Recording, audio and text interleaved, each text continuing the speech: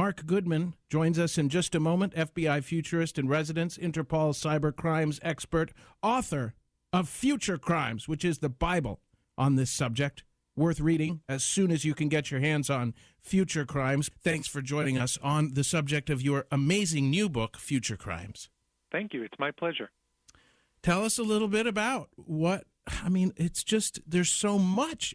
You don't even know what programs are operating in the background of which of your own devices that are monitoring everything you do, everywhere you are, and everything you say. Am I right? No, you're absolutely right. And that's one of the big challenges, and it's one of the reasons that I wrote Future Crimes, was to get people to understand some of the new risks that they face in this changing world. We have so much technology in our lives, and most of us don't even realize how much of our world is slowly but surely being turned into computers. So we used to have maps that were physical pieces of paper. Now we have GPS devices. We used to have CDs. Now we've got iTunes. We used to have DVDs, and now we've got Netflix. So all physical objects are slowly becoming information technologies. And the challenge with that, as you pointed out, is that not only can these information technologies be hacked, but they can also betray our privacy in very important ways. I'll tell you a story that may be useful for you sometime real fast. I sold my first boat with tears in my eyes. It was a little wooden boat, not so little, it was big, but I got it because the guy wanted out. He had been drowning in wooden boatness. It's very hard to maintain a wooden boat. I was single. I could do it. I wanted to learn. And then the time came for me when my wife got pregnant to pass it on. I sold it to a guy who was going to bring it all the way down a certain body of water and go on this very long trip as the maiden cruise. He refused my help with the boat in the beginning. I said, I'll cruise with you for 4 days, so I can familiarize you with the idiosyncrasies of the vessel. And I said, I'm also willing to lend you my charts. You can have my paper charts, which, as you know, being a smart guy, are marked. The charts themselves are paper. They're marked. They will survive a lightning storm, and they're marked with additional notes from my years of cruising. He said, Frankie, don't worry about it. I'll be just fine. I've got a map on my cell phone, and I don't need your paper charts either. I'll be just fine. And he said, don't bother coming along. And I said, did you say you were a Brownwater Navy operator? He said, I sure did. And you know what? I found out later his story was not to be believed, and I didn't believe it then either, because smart operators understand that all of these computer units that we use, even the apps on our iPhone, can fail. They can fail because of any kind of magnetic interference, and they can also be hacked by people who want to do us harm. But Americans, honestly, Mr. Goodman, we don't seem to get it anymore. We so quickly have come to rely on things we cannot touch and cannot control, with which we control our own lives and where we go. It's very spooky to me. Yeah, well, it is a point that's definitely worth being concerned about, and certainly one worth thinking about and then taking action on, right? That's the third most important point, is if you look at all of the critical infrastructures of the United States, whether it be electricity grid, as you mentioned, air traffic control, hospital records, 911 dispatching, water treatment facilities, ATMs, they're all run by computers, and they all require energy. And those systems can all be hacked, whether it be an electromagnetic pulse or just bad weather, right? And every time a tree falls on a power line up in Montreal, they lose power in New York City. So, and I've been in Los Angeles when we had pretty bad earthquakes, and we lose power there as well. You can't take money out of the ATM. You can't pay cash at McDonald's because they don't know how to ring it up. They can't do cash transactions anymore. Mm-hmm. So there is some stuff. Am I right to ask, Marc Goodman, by the way, author of Future Crimes, am I right to ask, with an understanding of what seemed to have happened with Stuxnet, which was an independent, which was an operation on a presumably independent, I want to use the word rotator. The Iranian... The centrifuges. Centrifuges, yes, thank you very much. I was thinking nutator, rotator, centrifuge.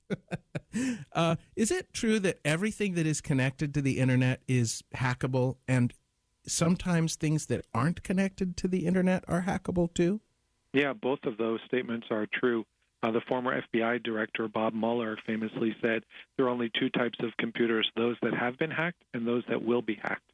And so people don't understand, and they also don't understand how present computers are in our lives. And I'll give you some examples.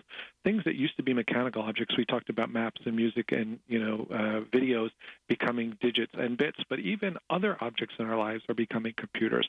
So if you look at the modern automobile today, it has over 200 computer chips in it that controls everything from the airbags to the anti-brake system to the radio station that you're listening to. And those have been proven to be hacked. 60 Minutes and many others have done stories on this, and I've been talking about it for years, but your car can be hacked. So a car today is not a mechanical device as much as it is a computer that you ride in. An elevator is a computer that you ride in. An airplane is a Solaris box, an industrial control system that you fly in, and a pacemaker is a computer that you have implanted in your chest. So we are being surrounded by computers in ways that we don't even understand. And I want to be really clear. Technology is awesome, right? I mean, it will be very helpful to the world. We'll see tremendous advances in medicine. We'll bring billions of people out of poverty. We'll increase literacy. So it can be a force for good, but the challenge is how it is used.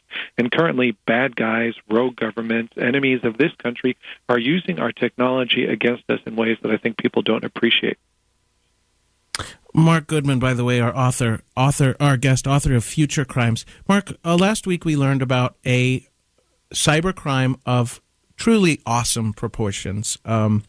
A cabal of operators, evidently based in Russia and perhaps China, as part of an organized crime scheme, managed to hack a number of high-level computer operation networks in banks and retailers, and basically get control of evidently tens of billions of dollars for a period of time. What were you thinking when this news broke? I wouldn't say I was surprised, just given the work that I do. But I was thinking, here we go again. And that's the fundamental shift I want America to understand, is that when the media, sort of the mainstream media, reports on these types of incidents, they report them as one-off events. Target was hacked, Home Depot was hacked, Anthem Blue Cross was hacked. And what they don't see is the forest for the trees. They don't have that 35,000-foot view that this is the new normal. Let's just, deconstruct this and look at the logic. If we have computer systems and they're all hackable, when we put money in computer systems, when we put national defense facilities in computer systems, and we put our infrastructure on computers, we have enemies. There are criminals. There are people that would wish to do us harm.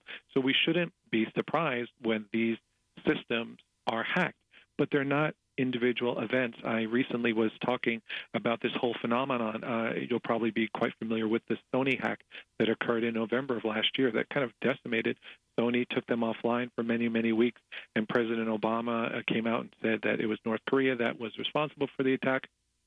And he said, I'm going to get quite serious about this during the State of the Union. I'm going to unveil my big cyber plan. And I said, oh, good. We're going to finally get some movement from government on this. And I listened intently to the State of the Union address, and of President Obama's 6,600-word speech, there were only 108 words on cybersecurity. And the two main things that he called for were increased cooperation between government and the private sector. Okay, sure, that's good. But then he said, we also need enhanced penalties for identity thieves.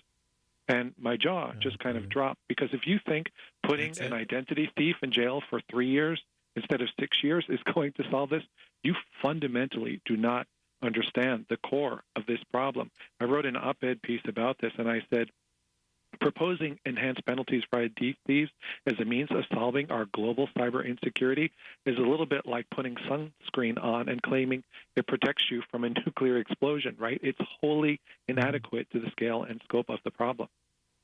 That said, Mr. Goodman, it's better than, well, if you want your iPhone app, you can keep your iPhone app. Well, I invariably it isn't invariably. The truth is that this is new to me. I know a little bit about electrical engineering. I'm an electrical engineer, electronics engineer. But I'm really in over my head on this stuff. I don't even know what to do to protect myself and my family. But I feel as if I'm just a few lines of code away from disaster. That's a work disaster, personal disaster. Maybe you can join us again, but as we go out, I want to make sure that you can give us a few little steps that we can take in our daily lives as I recommend Future Crimes. Mark, steps? Thank you. In Future Crimes, there's 2 or 3 chapters at the end where I give people specific steps that they can take to protect themselves. If you go to futurecrimes.com, I've created something called the Update Protocol. It's a 6-step process that anybody can take to reduce their cyber risk by 85%, and that's backed up by a study by the Australian Ministry of Defense. So we know how to protect ourselves in the physical world. We don't go to work and leave our front doors open. We don't drive downtown and leave our keys in the car when we go into a restaurant. We just need to learn how to do that in cyberspace. And there are things that citizens can do to protect themselves. You just need to start with your own education. And that's what I hope Future Crimes will do. Excellent. Futurecrimes.com. We're going to stay on this, Mark, and advise our friends and listeners of this, too. Futurecrimes.com. Find out how to do it. Do it.